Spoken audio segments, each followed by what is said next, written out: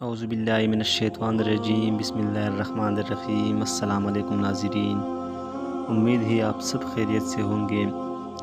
ناظرین، آج کی ویڈیو میں ہم ایک واقعہ آپ کو سنائیں گے، ایک بدچلن عورت کا عبرتناک واقعہ۔ علامہ ابن جوزی اپنی کتاب میں لکھتے ہیں، ابن نجی نے ایک بااعتماد دوست کا واقعہ بیان کیا ہے کہ ایک رات میں نے خواب میں دیکھا میرے گھر کے قریب جو قبرستان ہے، اس قبرستان کے مردے اپنے اپنے قبروں سے نکلے ہیں اور ایک جگہ اکٹھے ہو رہے ہیں، حتیٰ کہ تمام اہل قبور ایک جگہ اکٹھے ہو رہے ہیں۔ پھر انہوں نے گریہ و زاری شروع کر دی اور گڑ گڑا کر دربار الہی میں دعا کرتے ہیں، یا اللہ، تو فلاں عورت جو صبح مر گئی ہے وہ ہمارے قبرستان میں دفن نہ ہو، اللہ ہمیں اس سے بچا لے۔ سارے مردے یہ دعا کر رہے ہیں، وہ ہمارے قبرستان میں دفن نہ ہو، اللہ ہمیں اس سے بچا لے۔ یہ گریہ و زاری سن کر میں نے ایک مردے سے پوچھا، ماجرا کیا ہے؟ تم کیوں یہ دعا کر رہے ہو؟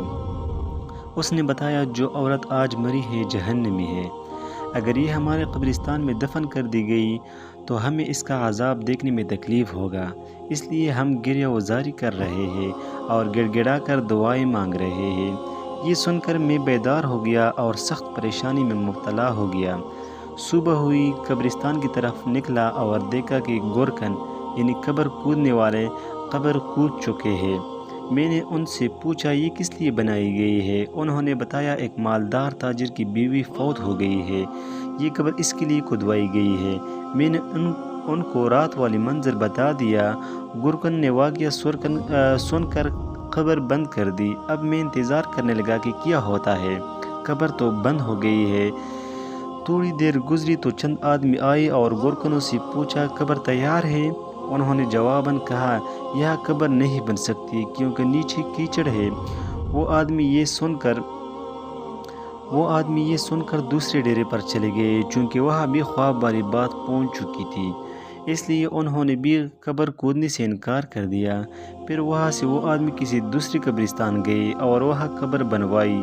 پھر وہ بیان کرتے ہیں کہ میں جنازے کی آمد کا انتظار کرنے لگا، پھر اچانک شور اٹھا کہ جنازہ آ رہا ہے، میں بھی جنازے کے ساتھ ہو گیا۔ جنازے کے ساتھ ایک جم غفیر تھا۔